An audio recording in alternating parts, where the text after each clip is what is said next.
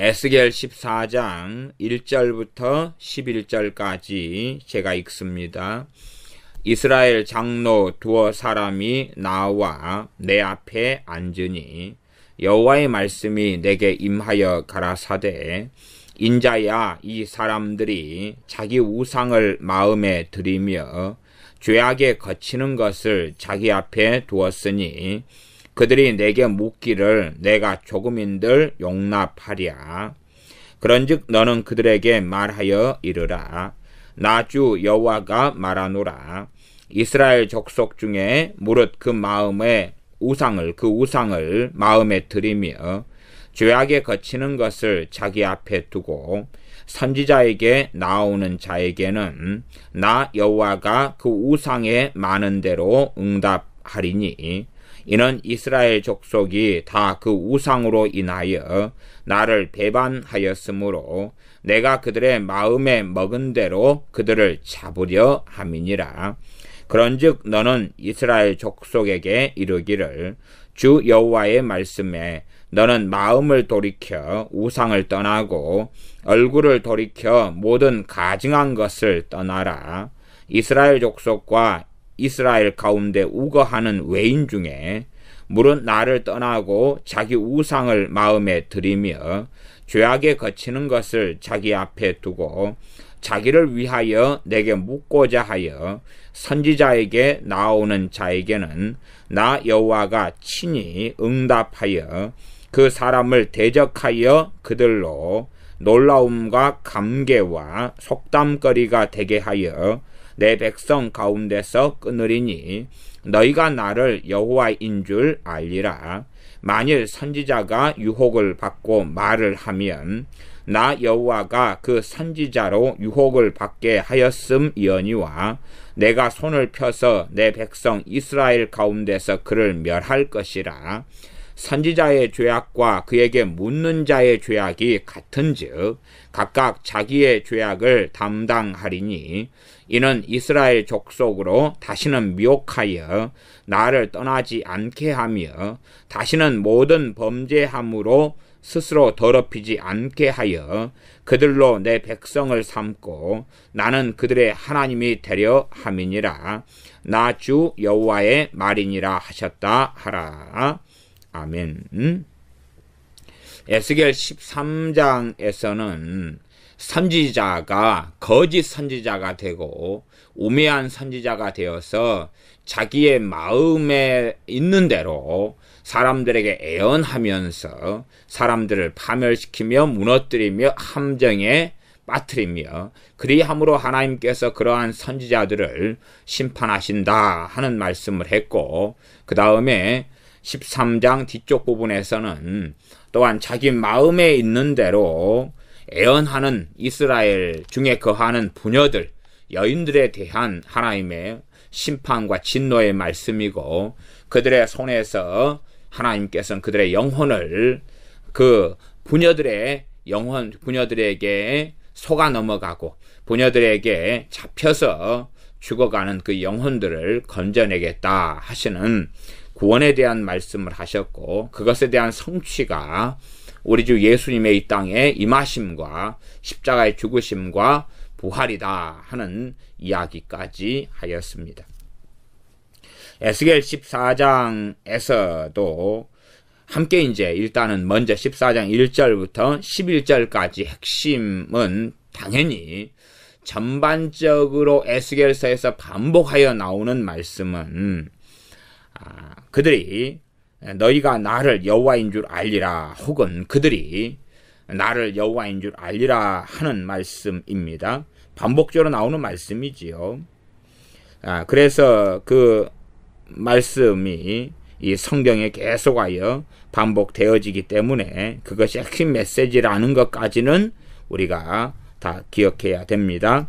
14장도 8절 하반절에 보면 내 백성 가운데서 끊으리니 너희가 나를 여호와인 줄 알리라. 하나님 자신을 드러내시는 가장 일반적인 방식이 심판을 통해서 진노하심으로 어떠한 악한 자, 어떠한 말하자면 소위 선지자들을 끊어버리시면서 그것을 통해서 하나님의 살아계심과 전능하신 하나님께서 하나님이시다는 것, 여호와이시라는 것을 알게 깨닫게 하신다 하는 것이 일단은 핵심 메시지가 되어집니다. 나아가서는 이제 기도하는데 기도에 대한 응답에 대하여 당연하게 모든 기도가 응답되는 것도 아니고 잘못된 기도, 자기를 위하여 잘못하는 기도에 대하여 하나님은 응답하겠다. 그러나 어떤 응답이냐 하면은 4절 마지막에 나 여호와가 그 우상에 많은 대로 응답하리다. 여기서 응답이라는 것은 보응하겠다 그 말입니다. 우상의 숫자대로 그들이 내게 와서 기도하고 하나님의 응답을 구하는데 내가 응답하겠다. 그러나 그들이 기도하고 구하는 내용에 대하여 뭐 예스라든지 노라든지 기다리라든지 그런 식의 응답이 아니라 그들의 우상의 가지수대로 보복을 하겠다. 그러한 응답을 친히 내가 하겠다. 그런 것이 14장 말씀에가 있습니다. 나아가서 선지자하고 선지자에게 묻는 사람의 죄악, 선지자의 죄악과 그 선지자에게 묻는 자의 죄악이 같다. 그리고 그 사람들은 자기의 죄악을 담당해야 할 것이다. 가만두지 않겠다. 그렇게 하시는 말씀으로 11절까지가 끝나갑니다. 14장 1절부터 읽어보겠습니다. 이스라엘 장로 두어 사람이 나와 내 앞에 앉으니 여호와의 말씀이 내게 임하여 가라사대 인자야 이 사람들이 자기 우상을 마음에 들이며 죄악에 거치는 것을 자기 앞에 두었으니 그들이 내게 묻기를 내가 조금인들 용납하랴. 이스라엘 장로 두어 사람, 장로는 이스라엘의 지도자들입니다. 그 두어 사람이 선지자 에스겔에게 나왔습니다. 선지자를 통하여서 하나님께 기도하면서 묻는 것입니다. 묻는 것.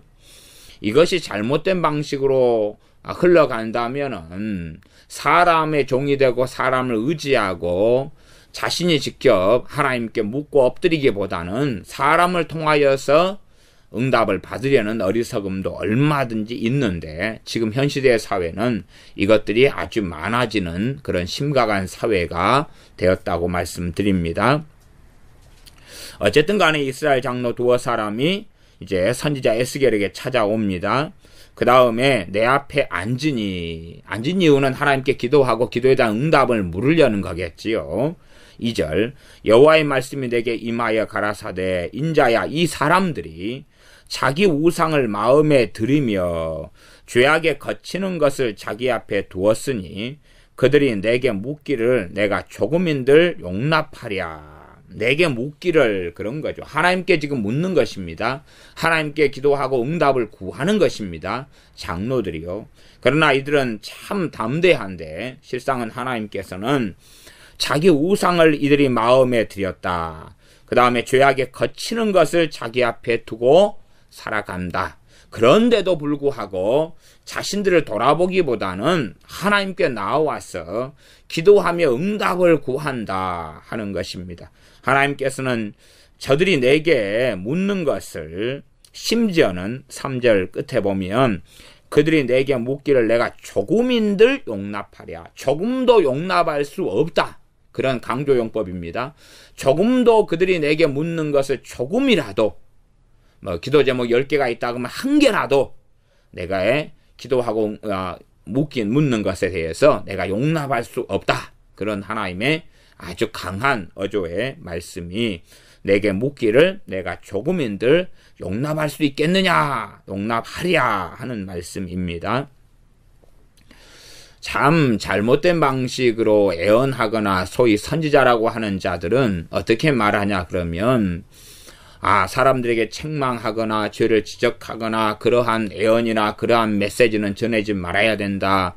왜냐하면 그들이 상처받기 때문이다. 이런 식으로 사람들의 마음에 위로가 되고 용기를 주고 소망이 되는 그런 것만 애언해야 된다. 이런 식으로 가르치는 것이 요즘의 세태고 그런 식으로 해서 애언 훈련을 한다는 무리들이 아주 많은 것을 우리가 알고 있습니다. 그러나 하나님께서는 그와 전혀 상반되고 다른 말씀을 합니다. 4절입니다. 그런즉 너는 그들에게 말하여 이르라. 응답은 왔습니다. 그러나 응답은 왔는데 무서운 응답입니다. 그냥 좋은 이야기, 용기를 주는 이야기, 담력을 주는 이야기가 아니라는 것입니다. 너는 그들에게 말하여 이르라.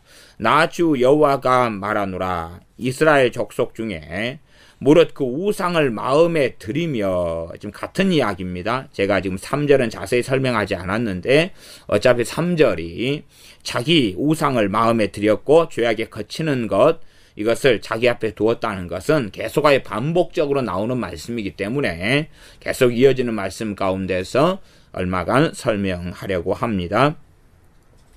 이스라엘 족속 중에 무릇 그 우상을 마음에 들이며 죄악에 거치는 것을 자기 앞에 두고 선지자에게 나오는 자에게는 나 여호와가 그 우상에 많은 대로 응답하리니, 그 우상에 많은 대로 응답하겠다.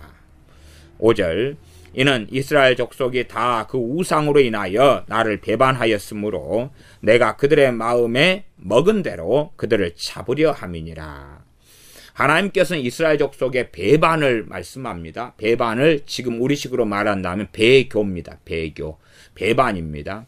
배반했다. 그래도 하나님의 백성이 될 수는 없는 겁니다. 하나님을 배반했으니까 더 이상 하나님의 백성은 아닌 것입니다. 하나님께서는 이스라엘 족속이 다 그럽니다. 다. 물론 100%를 이야기하기보다는 100%인데 그 가운데 뭐 0.01%, 001%라도 남은 자들이 있는 건 사실입니다. 에스겔 선지자나 다니엘 선지자 같은 경우는 남아있지 않겠습니까? 그러나 절대 다수에 대한 이야기로서 다라고 말씀하시는 겁니다.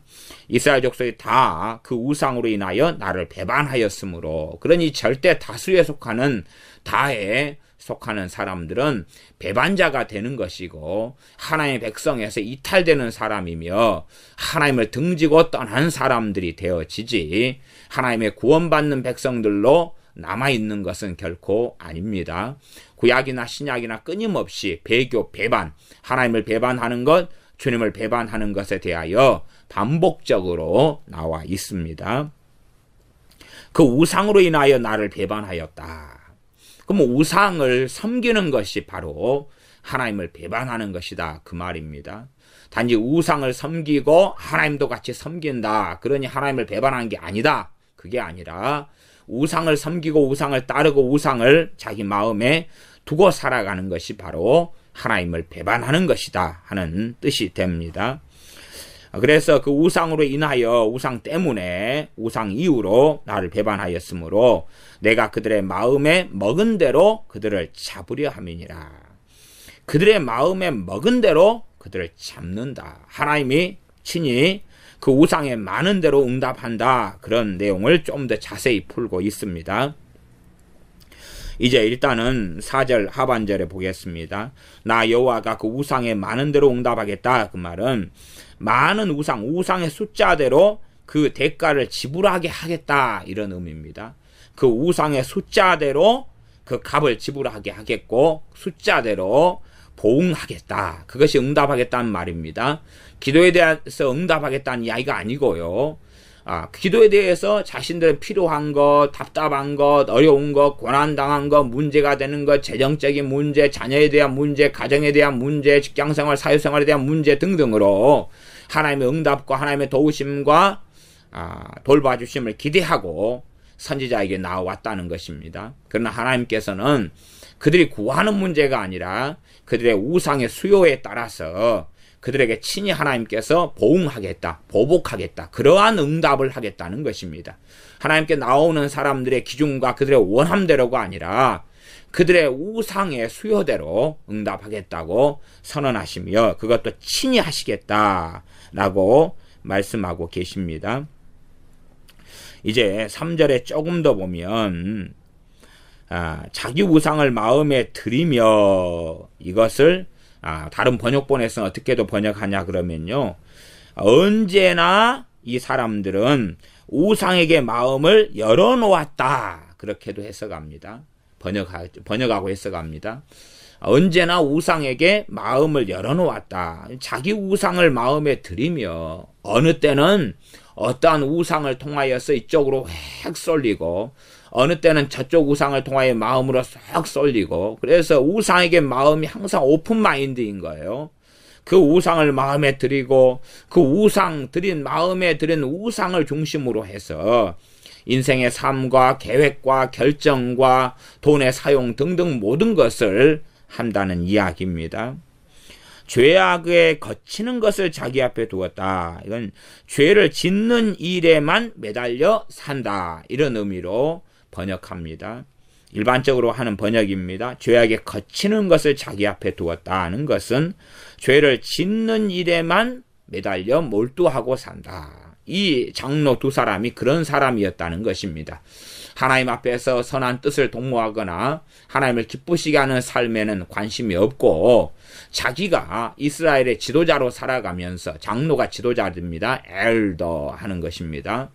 그러한 지도자로 살아가면서 죄를 짓는 것에도 담대하고 죄 짓는 것에 몰두하지만 그 죄와의 씨름과 싸움과 거룩한 삶의 여정과 주님을 닮아감으로 살아가며 하나님을 기쁘시게 하는 데는 하등에 관심이 없는 그러한 삶을 살아가는 이 배신자, 하나님에 대해서 배역하고 배반한 사람들인데 이들 입장에서는 자기들은 안 그렇다라고 생각하고 있는 것이겠지요. 자신들은 괜찮다, 깨끗하다, 고상하다라고 생각하는 것 같습니다. 그러니 담대하게 선지자에게 나와서 응답을 요구하고 기도하고 묻는 것이 됩니다.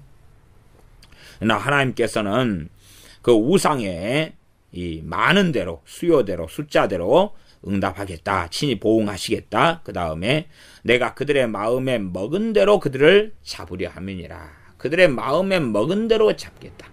그들이 근심이 가득하면 마음에 뭘 먹고 있습니까? 근심을 먹고 있으니까 그 근심거리가 이루어지게 하겠다는 것일 테고 그들의 두려움 가운데 들면 그 두려움이 그대로 임하게 하겠다는 것이고 그들의 건강 염려증에 빠지면 그러한 대로 그들이 건강이 악화되고 안 좋아지고 병 들어가고 비참하게 살게 하겠다는 것이고 그들이 자녀에 대해서 노심초사하면 그들의 자녀들이 파멸하며 무너지며 쓰러지는 것을 보게 하겠다 하는 것이 될 수 있겠습니다. 6절입니다. 그런즉 너는 이스라엘 족속에게 이르기를 주 여호와의 말씀에 너희는 마음을 돌이켜 우상을 떠나고 얼굴을 돌이켜 모든 가증한 것을 떠나라. 마음을 돌이켜 우상을 떠나고 그래서 우상을 섬기는 핵심 안에 뭐가 있습니까? 마음에가 있습니다. 우리가 마음에 무엇을 두고 살아가는가? 로마서 말씀에도 그들이 마음에 하나님 두기를 싫어하며 마음에 하나님 두기를 싫어한다. 하나님 두기를 좋아한다는 것은 마음 안에 진리의 말씀으로 채우는 것을 이야기합니다. 진리의 말씀으로 채우지 않고 말씀에 무지하고 하나님의 말씀을 사랑하지 않는 사람들이 나는 찬송하기 좋아하고요. 나는 율동하고 워십 댄싱하기 좋아하고요. 나는 찬양 집회에 가서 율동하고 방방 뛰는 거 좋아하니까 나 하나님을 좋아해요. 사랑해요. 라고 말해도 말짱 소용없는 말이고 거짓에 불과합니다. 진실로 하나님을 사랑하고 원하는 사람들은 기도와 말씀으로 사는 것입니다. 기도와 말씀으로 살고 하나님의 뜻, 하나님의 입에서 나오는 말씀들을 마음에 담아두기를 기뻐하는 삶을 삽니다. 그러니 마음을 돌이켜 우상을 떠나라. 마음 안에 하나님 말씀을 두기보다는 우상을 두고 그 우상에 따라서 인생을 계획하고 생각하고 삶을 결정하고 살아가는 것입니다. 거기에서 떠나라는 것입니다. 마음을 돌이켜서요. 얼굴을 돌이켜서 그 모든 가증한 것을 떠나라. 얼굴에는 뭐가 있습니까? 눈이 있지요. 주님께서 눈이 성하면 그 사람이 온전하다. 눈이 어두우면 그렇지 않다. 눈이 성하다. 내가 눈으로 무엇을 보고 사는가? 얼굴을 돌이키는 것. 내가 눈으로 보는 것을 마음으로 먹고 그걸 쫓아가는데 모든 가증한 것을 그렇게 들여다보고 마음에 심어두는 데서 떠나라고 말씀합니다. 7절 이스라엘 족속과 이스라엘 가운데 우거하는 외인 중에 이스라엘 안에는 크게 두 종류의 사람이 살았습니다. 한 종류는 혈통적인 이스라엘 족속이고 또 한 종류는 룻 같은 이방인들이 하나님을 섬기기 위하여 이스라엘 족속으로 귀화하는 것을 이야기합니다. 그래서 이스라엘 가운데 우거하는 외인, 이방인인데 이스라엘 족속으로 취급되는 것입니다. 그러한 외인 중에 물은 나를 떠나고 자기 우상을 마음에 들이며 하나님을 떠나야지만이 실제로는 우상을 마음에 들이는 것이 가능합니다. 치열한 싸움이죠. 하나님을 나를 떠나고 그리고 자기 우상을 마음에 들인다. 우상을 드리는 과정 속에서 배교가 하나님에 대한 배반, 배역이 일어납니다. 그리고 하나님을 떠나는 것과 우상을 드리는 것이 함께 하게 되어지지요. 죄악에 거치는 것을 자기 앞에 두고 자기를 위하여 내게 묻고자 하여 선지자에게 나오는 자에게는 나 여호와가 친히 응답하여 친히 보응하여 그 말입니다. 친히 보응하여.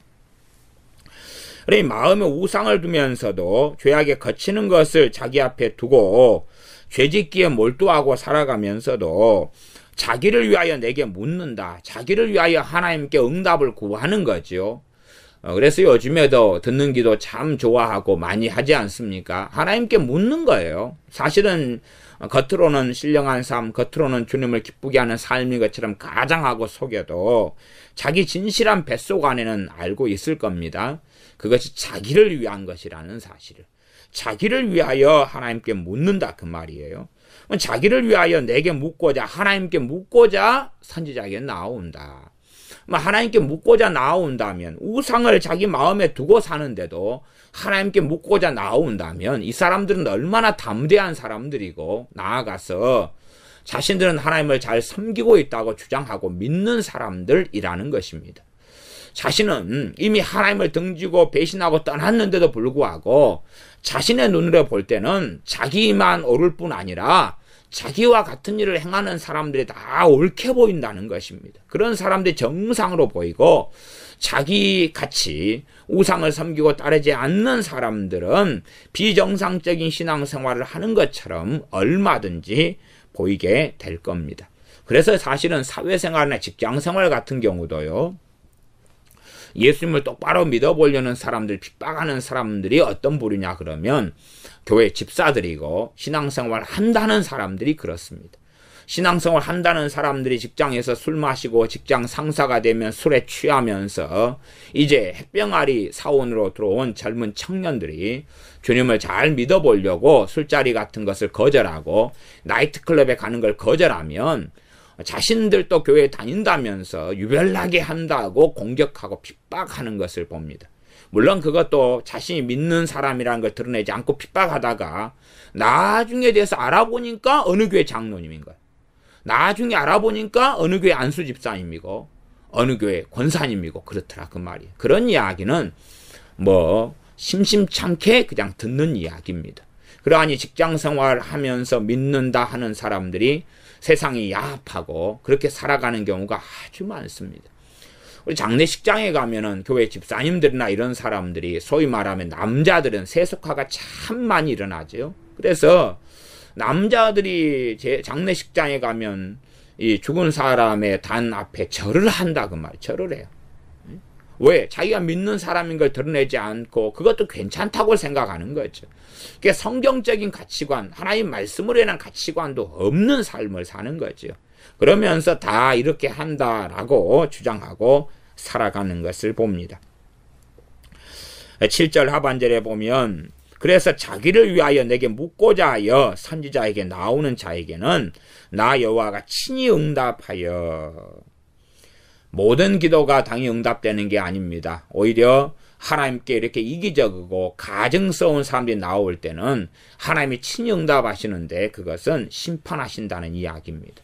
그러함에 우리가 참으로 하나님께 기도하는 사람들은 올바른 마음과 올바른 정신을 가져야 할 뿐만 아니라 우리의 죄에 대하여 고백하며 자백하며 회개하며 겸비하고 겸손하게 나아가야 되지. 자신의 소위 자신의 행동은 돌아보지 않으면서 하나님만 원망하고 하나님만 굿다하고 환경이나 세상이 나를 도와주지 않고 협조하지 않는다. 면서 자신은 의로운 척 가장하는 자들은 하나님께서 친히 응답하고 친히 보응하신다고 말씀하고 계시는 것입니다. 그러므로 어리석은 사람들은 기도할 때 하나님께서 진노하셔서 그 사람의 기도에 대하여서 그를 심판하시는 것으로 응답하시는 것을 에스겔 14장은 말씀하고 있습니다. 그러므로 기도라는 것이 우리의 기도 어떠한 기도를 해도 땅에 떨어지지 않는다. 심지어 토설기도 욕이 나오고 싶으면 욕을 하고 사람을 저주하고 싶으면 저주하고 마음에 한이 있는 대로 막 방망이를 두들고 다 말해도 된다. 하나님은 사랑하시기 때문에 그러한 얼토당토하는 웃기는 이야기를 해서는 안 됩니다. 마음속에 있는 원한과 증오는 풀어야 되고 용서하지 못하면 용서함으로 하나님께 겸비하게 나와서 하나님의 도움을 구해야지만이 되는 것이지 세상을 한탄하고 원망하고 사람을 저주하고 한을 다 입으로 온갖 분노와 저주를 품어내면서 그의 토설기도고 하나님께서 다 받으시고 응답하신다는 웃기는 주장을 하는 사람들은 하나님의 진노를 피할 수 없을 것입니다. 8절 그 사람을 대적하여 나 여호와가 친히 응답하여 그 사람을 대적하여 라고 말씀하지요. 하나님께 친히 응답하시는데 이건 대적하는 식으로 응답하신다는 것입니다. 대적한다는 것은 그들과 싸운다는 것입니다. 하나님께서 싸우실진데 과연 누가 하나님을 이길 수 있겠습니까?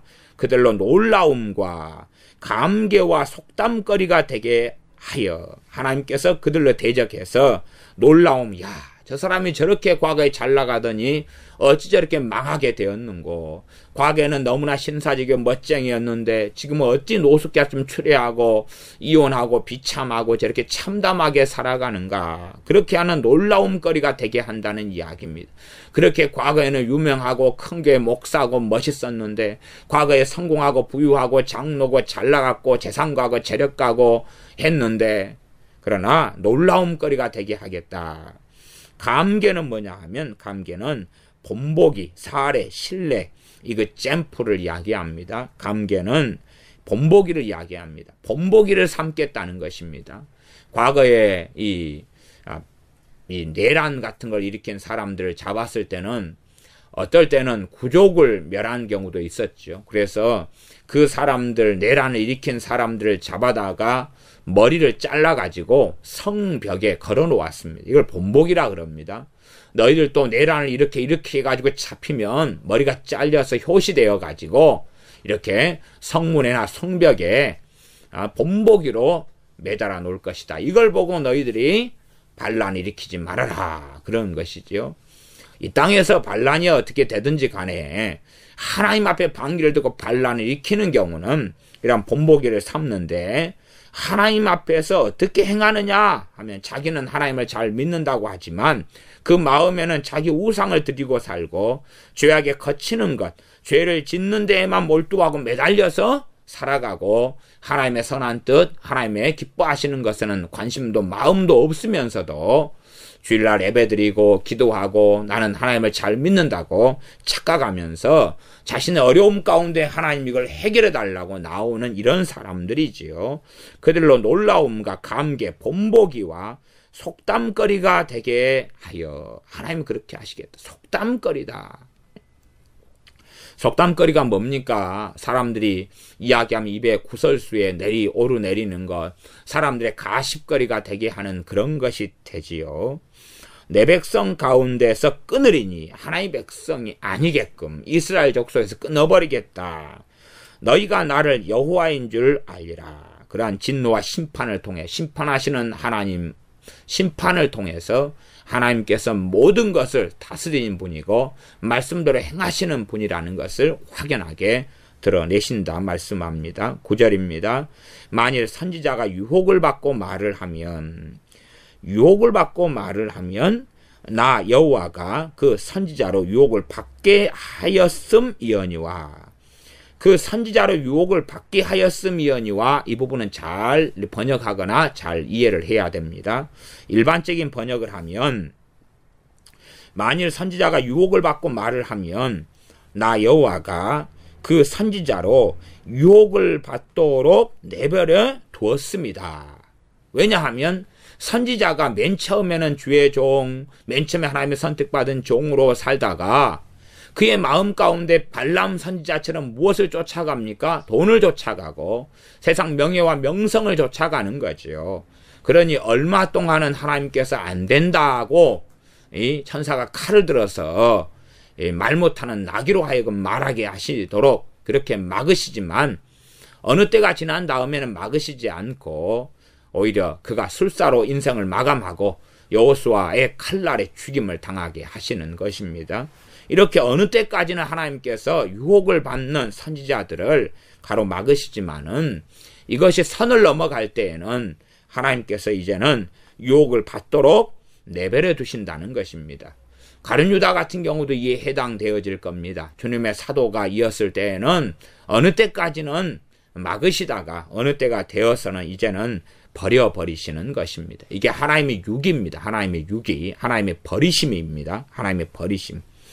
하나님께서 버려버리시는 겁니다. 사울왕을 버려버리시는 것처럼 하나님을 배역하고 떠난 사울왕에 대하여, 물론 겉으로는 사울왕도 이 악신이 들리고 귀신이 들린 다음에도 하나님을 믿는 척은 하고 살았습니다. 계속 하나님을 믿는 사람의 모양으로 하나님을 믿는다, 섬긴다 하는 양상으로는 사울왕이 죽을 때까지 살았다는 것은 우리가 압니다. 그러나 하나님은 이미 그를 버리셨고 그가 먼저 하나님을 등지고 배교하였습니다.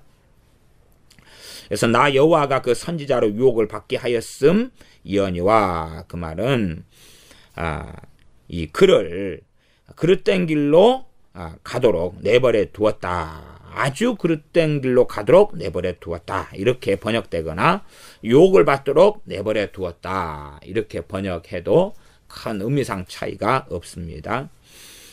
내가 손을 펴서 내 백성 이스라엘 가운데서 그를 멸할 것이라. 왜? 멸망하기로 이제 작정되었기 때문에 하나님께서 그 선지자로 유혹을 받게 한다. 받게 한다는 것은 하나님이 직접적인 것보다는 유혹을 받을 때에 하나님께서 은혜의 손을 거두시고 그를 보호하지 않으시고 이제는 하나님께서 심판하기로 작정하셨기 때문에 그렇다는 것입니다. 그래서 여기서 9절에서도 잘 보시면 거짓 선지자라고 이야기하지 않습니다. 선지자라고 이야기하는 것입니다. 처음 시작은 선지자고 시작은 주의 종으로 시작한다는 것입니다. 그러나 선지자 주의 종된 사람들이 시간이 흘러가면서 유혹을 받고 하나님의 빙자해가지고 이제 말을 하기 시작합니다. 어느 때는 깨끗하고 어느 때는 거룩하고 괜찮게 살아가다가 어느 때 유혹을 받아가지고 말을 한다는 것입니다. 애언을 하고 하나님을 빙자해서 이야기하고 그렇게 하고 살아가지요. 그러나 이때쯤 되면은 하나님께서는 이제는 그를 버리셨다는 이야기입니다. 그리고 그가 하나님께서 손을 펴서 내 백성 이스라엘 가운데 그를 멸할 것이라고 선언하고 계십니다. 그러니 이 선지자가 맨 처음에는 올바르게 시작하지만 그러나 이제 하나님을 빙자해가지고 말하기 시작하면 이제는 끔찍한 하나님의 진노가 하나님의 유기 버리심이 나타나는 시점일 수 있겠구나라고 생각해야 됩니다. 나아가서는요, 선지자가 유혹을 받고 말을 한다. 뭐에 대한 유혹이겠습니까? 첫째는 돈이겠죠, 돈. 또 일반적으로요, 마음 약한 사람들은 사람들에게 인정받고 싶은 욕구하고 사람들에게 부정적인 말이나 공격을 받고 싶지 않아가지고 각 사람들이 원하는 것대로, 말하자면 그 사람들이 싫은 소리는 하지 않는다 그 말입니다. 그 사람들이 받아들이고 환호하고 좋아하고 존경할 만한 이야기들만 한다 그 말이에요. 이런 욕구도 강합니다. 어떤 면에서 명예욕이라고도 말할 수 있겠습니다. 싫은 소리를 안 듣고 싶고 사람들에게 인정받고 싶고 그런 입장에서 이렇게 그런 유혹을 받아가지고 말을 한다 그 말입니다. 설교를 하는 경우도 포함되고요, 선지자로서 애언을 하는 경우도 포함되고 가르치는 경우도 포함되겠지요. 그렇게 해서 정말로 가당치 않은 미래에 대한 소망과 꿈과 비전을 품게 만들어버리고 평안하지 않은데 평안하다고 유혹을 받아서 말을 하게 됩니다. 돈에 대한 유혹, 명예에 대한 유혹, 인정받고 싶은 욕구와 유혹 등등 그러한 유혹을 따라가지고 말을 하게 된다. 무서운 점은 뭐냐 하면 그러한 유혹을 따라 말을 듣고 그 길을 걷는 사람도 이러한 선지자하고 같은 하나님의 진노와 멸망을 받게 된다라고 하나님은 선언하고 계십니다. 그러니 우리가 주의 종들을 잘 분별하는 게 중요할 수밖에 없습니다. 10절입니다. 선지자의 죄악과 그에게 묻는 자의 죄악이 같은즉 각각 자기의 죄악을 담당하리니. 과거에는 하나님께 물을 때에 선지자를 통하여 물었습니다. 물론 지금은 신약시대인데도 불구하고 과거 구약시대인 것처럼 자기가 선지자 노릇하고 내가 선지자니 하나님께 물으려면, 하나님의 응답을 받으려면 내게 와서 물어라 하는 부류의 사람들이 굉장히 많습니다. 제가 큰 교회에는 이런 일이 좀 거의 없거나 적은 것 같아요. 큰 교회 같은 경우는 좀 시스템화되어 있어서 그럴 수도 있다고 봅니다. 근데 좀 작은 규모의 교회들에서는 제가 많이 목격한 일 중에 하나가 뭐냐 하면, 목회자, 목사님하고 사모님 이런 분들이 둘 중에 한 명이나 둘 다가 선지자 노릇하는 경우를 간간히 보았습니다. 말하자면 이사하려면 이사한 날을 목사님한테 물어보고 목사님이 기도를 샬라샬라 한 다음에 다음 달 초가 좋겠는데요 집사님 해주는 거고, 그 다음에 강단에 꽃꽂이를 할 때 되면 사모님이 기도를 해보더라 그러면 샬라샬라 한 다음에 김집사님한테 전화를 합니다. 집사님, 내가 기도를 해보니까 하나님께서 집사님한테 꽃꽂이 하라고 그러시는 것 같아요. 꽃꽂이 하면 하나님께서 큰 복을 주실 것 같아요. 요즘에 문제되는 그러한 장사 잘 안 되는 것도 해결해 주시려고 그러는 것 같아요 하는 좋은 이야기를 통해서 선지자 노릇을 하고 살더라 그 말입니다. 이러한 경우가 제가 큰 교회에서야 돌아가는 것을 겉에서만 보니까 어찌 속알미니까 알겠습니까마는, 작은 교회는 겉으로 이런 문제가 다 드러나잖아요. 그냥 20명, 30명, 50명, 200명까지도 이런 일들은 좀 많이 있는 것을 보았습니다. 물론 제가 보는 것은 부분적이기 때문에 그러지만, 그래도 한 10교회를 본다 그러면은 그래도 몇 교회는 눈에 띄더라고요. 10교회 가운데. 그러니까 이러한 선지자에게 묻는 사람들, 선지자 구약시대인 것처럼 생각해가지고 그렇게 정말 자신이 주님 앞에 엎드리기보다는 자신에게 임하신 성령님의 인도하심과 응답을 받아서 하나님을 기쁘시게 하는 삶의 길을 걷기보다는 구약시대처럼 주의 종을 선지자의 자리에 집어넣어가지고 주의 종을 통해서 응답을 받으려고 하는 기괴한 양상의 신앙생활을 하는 사람들, 나아가서 목회자들이 교인들을 자신의 영적인 권위 속에 예속을 시키고 노예로 삼아가지고 교인들의 인생과 삶에 자기가 통치권과 지배권이 있는 것처럼 이것저것을 기도를 빙자하고 하나님의 음성을 빙자해가지고 사용하는 경우의 교회들은 많이 보았습니다. 그런 교회들은 속히 떠나시는 것이 바르고 옳다 하는 것입니다. 이렇게 선지자의 죄악과 그에게 묻는 자의 죄악이 같은즉 각각 자기의 죄악을 담당하리니. 나는 피해자인데요. 내가 저 목사님한테 물어가지고 응답해줘서 나는 이렇게 해서 사업을 했는데 5천만 원 빚지고 말았어요. 나는 피해자인데요. 하나님 왜 그런 응답을 해주셨나요? 하나님이 준 응답이 아니잖아요. 그러니 일확천금을 누리는 마음이 있어가지고 어떤 장사를 하고 코드에 맞는 장사를 하면 그냥 대박을 터뜨릴 것처럼 착각한다 그 말입니다. 일반적으로 예외는 있겠습니다만은 장사를 하려는 사람들은 장사에 관련된 책들을 보고 현재 트렌드가 뭔가를 확인하고 그에 대해서 똑똑한 세상 사람들이 얼마나 많습니까? 그런 게 대해서 경제적으로 보는 눈과 안목을 키워내가지고 그리고 디자인이나 인테리어부터 시작해가지고 위치 선정 이런 데까지 하나하나에서 마음을 먹고 지혜를 얻은 다음에 준비해 가면서 하나님께 위치를 놓고 기도하면서 인도해 달라 그러고 기타 등등 그렇게 한 걸음 한 걸음 걸어야 되는 게 맞습니다.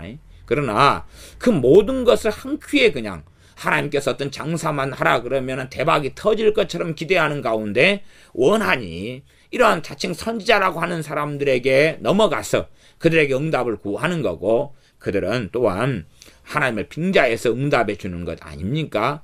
그러니 각각 자기의 죄악을 담당하리니, 그럼 첫 번째로 죄악을 담당한다는 게 뭐겠습니까? 사업이라면 실패하고 파산하는 거죠. 빚쟁이가 되어서 비참하고 참담한 길을 걷는 것이지요. 그런 길을 걸으면은 가정이 파괴되고 자녀가 문제가 일어나고 비참한 일을 겪는 거죠. 하나님과 관계가 어그러지고 문제가 되고 미혹되어 가지고 비참한 길을 걷는 거죠. 그게 각각 자기의 죄악을 담당한다는 가장 기본적이고 첫 번째 의미입니다. 그러하지, 야, 기도만 하고 회개 기도만 한번 하니까 그 다음에는 모든 게 회복돼 버려. 그런 건 신약 성경에도 없습니다. 갈라디아서 6장 말씀에 무엇으로 심든지 그대로 거둔다고 말씀하고 계십니다. 그것이 각자의 죄악을 담당한다는 이야기입니다. 물론 여기서 죄악을 담당한다는 것은 그 결과와 결실을 그대로 당하게 된다는 이야기지, 그러한 것을 담당하니까 이제 죄가 속죄가 일어나고 그런 이야기를 하고 있는 건 아닙니다.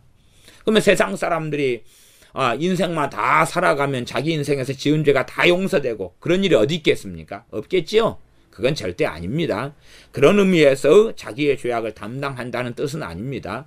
앞에 에스겔 파수꾼 사명이나 또한 390일 40일 동안 좌편 우편으로 누워서 이스라엘의 죄악을 담당한다, 이러한 것의 개념과 뜻을 정확하게 이해하고 계셔야 되고, 여기서도 자기의 죄악을 담당한다는 것이 자기가 자기 죄를 대가를 지불해가지고 구원 얻는다, 이런 의미하고는 전혀 다르게 그에 대한 마땅히 지불돼야 될 비참하고 참담한 일들을 겪는다 하는 것입니다. 보증을 잘못 서면 거지로 내앉게 되고 빚쟁이로 앉게 돼서 평생 비참하게 살아간다, 이러한 뜻을 이야기하는 것입니다. 11절, 이는 이스라엘 족속으로 다시는 미혹하여 나를 떠나지 않게 하며 다시는 모든 범죄함으로 스스로 더럽히지 않게 하여 그들로 내 백성을 삼고 나는 그들의 하나님이 되려 함이니라. 나 주 여호와의 말이니라 하셨다 하라. 선지자나 선지자에게 묻는 사람들의 죄악을 그들이 다 담당하게 하나님이 시키겠다. 그러니 그런 거울을 보고 그러한 것을 뭘로 삼았어요? 8절로 이야기한다면 놀라움과 감개, 본보기와 속담거리를 삼고 보아가지고, 그래서 이스라엘 족속 하나님의 백성들은 다시는 미혹하지 말아라. 미혹되는 경우는 이러한 참담한 일이 일어난다. 미혹에서 나를 떠나지 말아라. 떠나면 이런 참담한 일이 일어난다. 다시는 모든 범죄함으로 스스로 더럽히지 않으려면 이런 경계가 필요하다. 이것이 너희들의 경계다. 고린도전서 말씀에도 원망하는 자나 아니면은 간음하는 자나 등등에 대해서 성경에 하나님께서 어떻게 처리하셨다. 그리고 이것이 너희에게 경계가 된다. 본보기로 삼아서 그런 일이 있지 않도록 해라. 그렇게 말씀하시는 것을 우리가 봅니다. 스스로 더럽히지 않게 하여 그들로 내 백성을 삼고 나는 그들의 하나님이 되려 함이니라. 나 주 여호와의 말이니라 하셨다 하라. 이러한 선지자의 죄악, 또한 선지자의 죄악 가운데서 또 선지자에게 묻는 사람들, 마음속에 자기 우상을 삼아 드리고 죄악에 거치는 것을 자기 앞에 두는 사람들, 하나님께서 그들에게 우상의 수요대로 숫자대로 많은 대로 응답하고 친히 그들을 대적하여서 놀라움과 감개, 본보기와 속담거리가 되게 한다. 그것을 통하여서 하나님의 백성들은 어떻게 깨어나야 할지, 어떻게 근신해야 될지, 어떻게 미혹되지 않을지를 알고 스스로 더럽히지 말고 하나님으로 섬기며 하나님의 백성이 되고 자녀가 되고 하나님이 거룩하신 분이며 의로우신 분이며 하나님을 떠나거나 배교하거나 그렇게 하면서도 나는 하나님의 백성이다, 자녀다 라는 속에서 착각해서 영원한 멸망을 받지 않고 하나님의 깨끗한 자녀, 하나님의 은혜 속에 살아가는 자녀로 남아서 영원토록 하나님의 나라에서 하나님을 영광스럽게 하는 그러한 자리 속에 들게 하기 위하여서 하나님의 친히 심판하시고 친히 이 죄지은 사람들의 죄악을 각자 담당하게 하시고 친히 하나님께서는 그러한 사람들 대적해가지고 무너뜨려 버리시는 것을 행하신다고 말씀합니다. 기도하겠습니다. 아버지 하나님, 하나님께서 자기 우상을 마음에 들이고 죄악에 거치는 것을 자기 앞에 두고 살아가는 사람들, 또한 우상의 수요를 많이 가지고 있는 사람들은 그 우상에 많은 대로 응답하고 친히 보응하고 대적하여서 본보기로 삼겠다. 또한 선지자들이 유혹을 받고 말을 하고 선지자들에게 유혹받은 선지자들에게 미혹되어서 말을 듣고 묻는 사람들에게 함께 자기의 죄악을 담당하게 하겠다는 엄정한 하나님의 공의의 말씀을 우리가 보고 듣습니다. 그러나 이러한 공의를 행하시는 것은 하나님의 자녀들이 그들을 본보기로 보아서 경계로 삼고 거울로 삼아서 하나님을 떠나지 않게 하며 하나님 앞에 스스로 더럽히지 않게 하시기 위한 또 하나님의 긍휼과 자비와 은혜와 사랑으로 인한 말씀인 것을 봅니다. 하나님의 공의 가운데 하나님의 사랑이 함께 있는 말씀을 보매 우리가 구약의 사건들과 일들, 또한 유혹되고 미혹된 선지자들과 그들에게 묻는 사람들의 종말을 주목하여 보고 우리가 그러한 길, 그러한 자리에 들지 않고 스스로 지켜 정결케 하며 주님 앞에 엎드리며 주님 앞에 우리가 어리석은 길을 걸어가면서 깨끗하다고 주장하지 말고 하나님의 말씀이 우리의 모든 것에 규율과 표본과 캐논 자가 되어져서 말씀을 기준으로 살게 하여 주시옵소서. 예수님의 이름으로 기도하옵나이다. 아멘.